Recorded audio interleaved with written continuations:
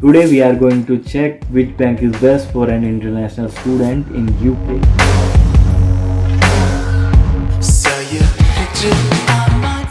For making this video, I already visited all the websites of these banks and compared all the facilities they are going to provide to an Indian or international student and how much they're gonna charge for these facilities. I have taken around 5 criteria to check which bank is best for us for like international students, and the first one is overdraft. I think most of us know what is overdraft.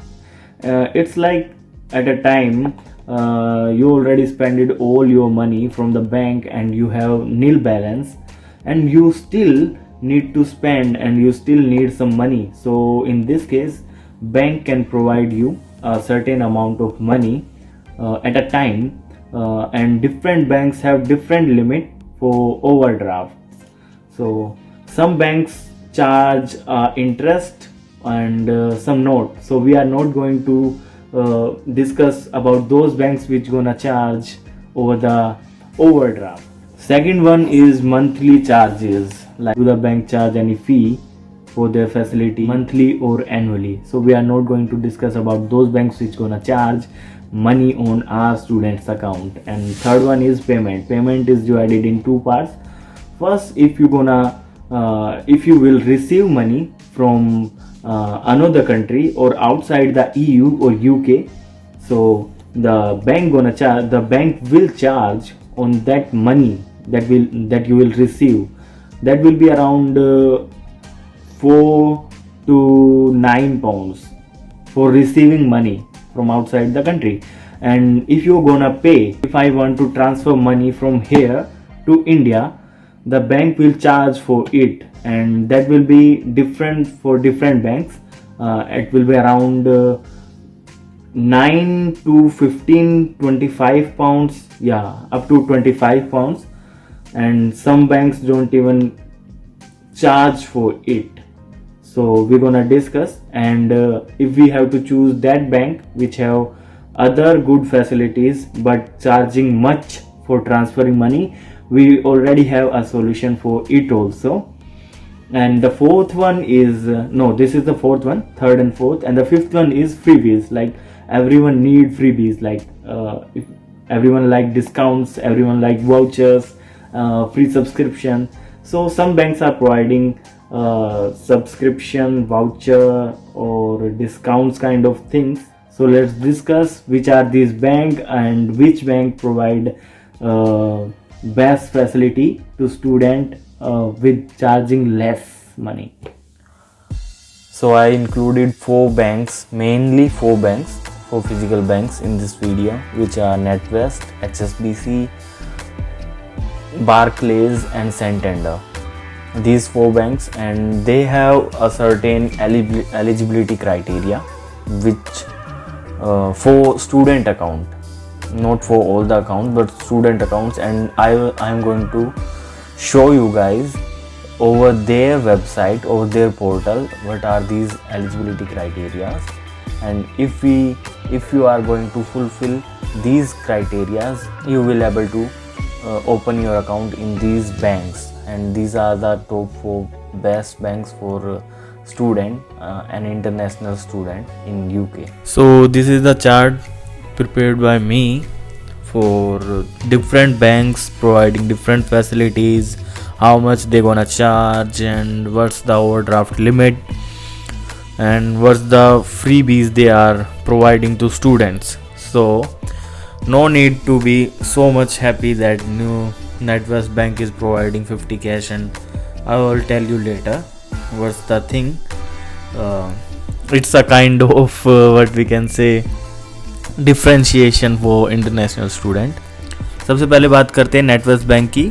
अगर आप transfer करते हैं money internationally तो दूसरी country में, अपनी country में, तो उसके लिए कोई चार्ज नहीं है. पर अगर आप फास्ट रूट लेते हैं तो आपको 15 पाउंड्स पे करना पड़ेगा. अगर आप रिसीव करते हैं तो आपको डेफिनेटली 7.5 पाउंड पे ही करना पड़ेगा. अब ये 50 pound cash plus taste card, ये जो 50 पाउंड कैश है वो टेस्ट कार्ड है, ये हमारे लिए नहीं है, ये सिर्फ उनके लिए है. जो कि यूके के ही रेजिडेंट हैं। ये मैं आपको वेबसाइट पे ले जाऊंगा और उनके एलिजिबिलिटी क्राइटेरिया दिखाऊंगा। 2 मिनट का काम है, आप सब कुछ समझ जाएंगे। ओवरड्राफ्ट है इसमें up to 2000। It doesn't mean कि आपको फर्स्ट ईयर में या फिर स्टार्टिंग में ही 2000 पाउंड्स का ओवरड्राफ्ट मिलना शुरू हो जाएगा, नहीं, ये हाफ से भी बहुत कम होगा, मे बी अराउंड 500 700 और sometime they don't even give, okay, but as much I know the limit is 2000. This is for international, this is for UK student, EU student, but if we talk about international student, they barely provide, but if you ask and you genuinely want, then they can provide. So second bank is HSBC bank, और इसमें आपको transfer करने पे, money transfer करने पे 4 pounds देने पड़ेंगे और रिसीव करने पे 8 पाउंड्स पे करने पड़ेंगे। ये भी यूके स्टूडेंट्स के लिए, हमारे लिए नहीं है, तो कुछ फ़ायदा नहीं है। सेम 3000 है, ये भी फर्स्ट ईयर में, मतलब आपको मैक्सिमम आपको 1000 तक मिल सकता है। अगर आप अंडर ग्रेजुएशन के लिए आ रहे हैं तो आपको थर्ड ईयर तक पहुँचते 3000 तक में भी मिल सकता है। उसके लिए आपको स्टार्टिंग में ही पता करना पड़ेगा।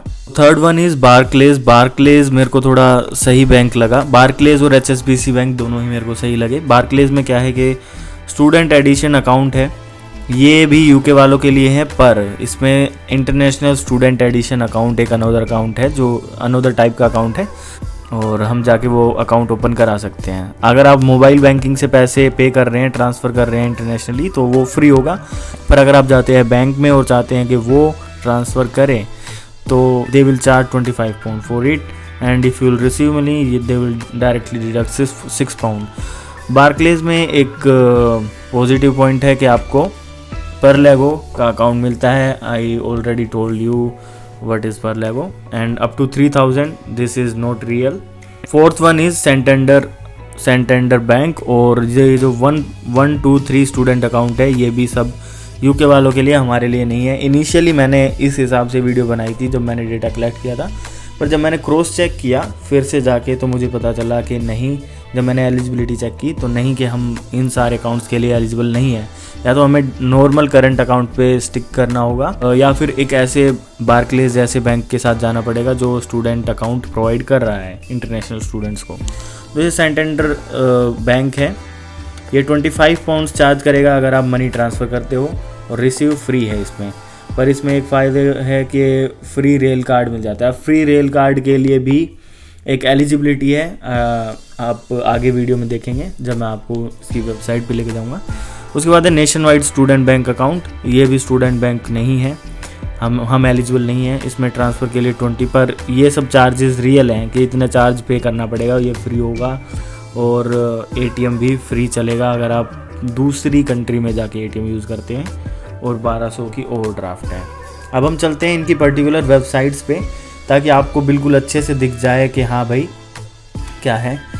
तो ये है नेटवेस्ट की वेबसाइट, और इसमें मैंने कर रखा है कि स्टूडेंट्स के लिए, ये देखिए नॉर्मल के लिए क्या है कि आपको इसमें थोड़े रिवार्ड्स मिल जाते हैं, कि आपको कहीं पे कैशबैक मिल जाता है। अगर आप मोबाइल ऐप यूज़ करते हैं तो आपको 1 पाउंड मिल जाता है, ऐसे करके। हम देखते हैं स्टूडेंट, ये जो स्टूडेंट अकाउंट है, क्या हम इसके एलिजिबल हैं।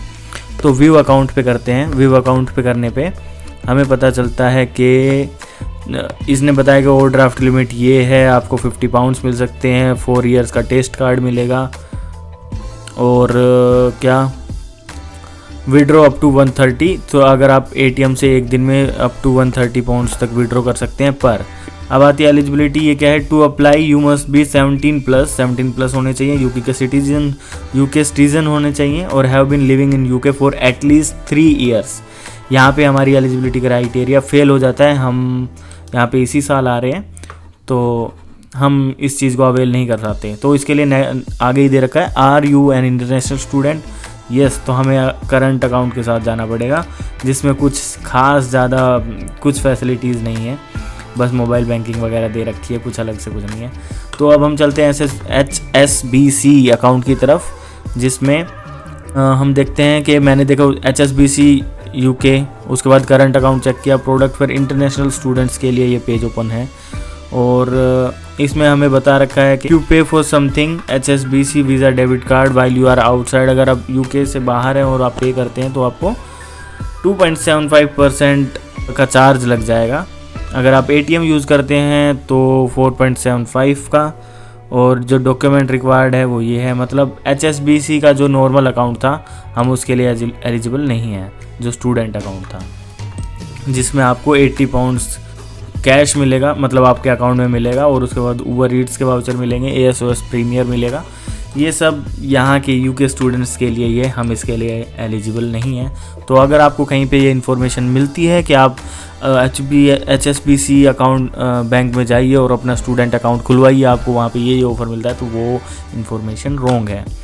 अब आते हैं बार्कलेज पे। बार्कलेज की एक अच्छी बात मेरे को ये लगी कि इसमें 3 टाइप के अकाउंट हैं, और वो है स्टूडेंट एडिशन अकाउंट। ये किन के लिए है? तो UK में रह रहे हैं एटलीस्ट 3 ईयर्स से, तो स्टूडेंट एडिशन अकाउंट के लिए हमारा क्राइटेरिया फेल हो गया, eligibility.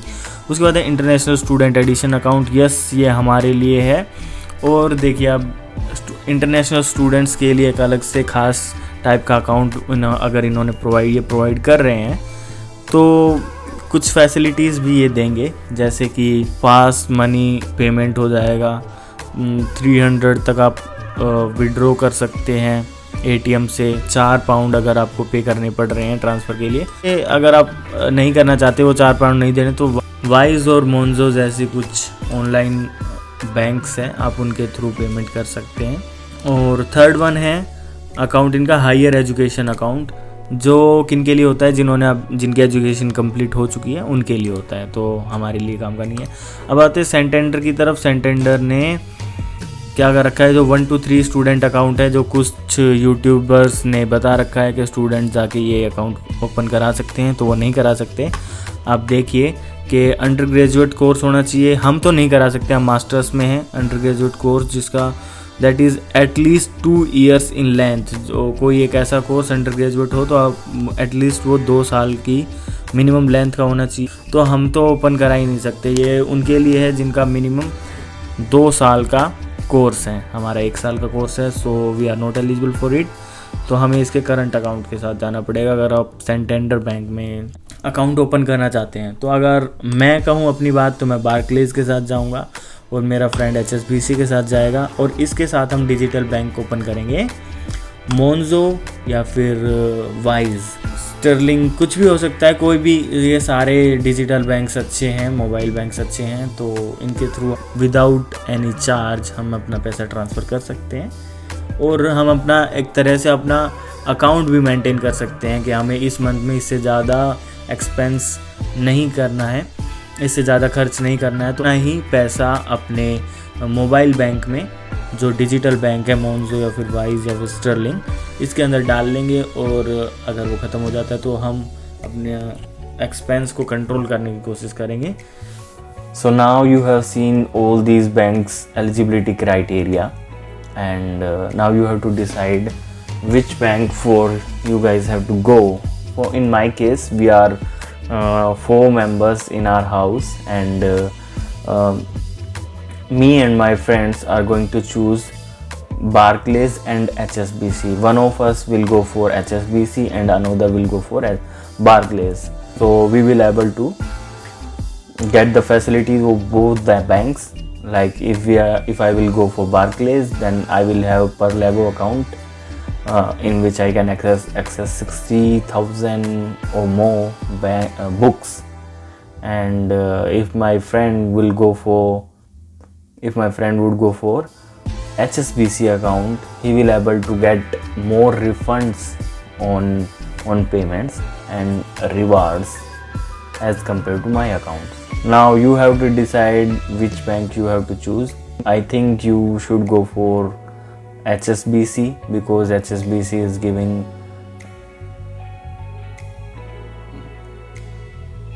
now you have to decide for which bank you have to go.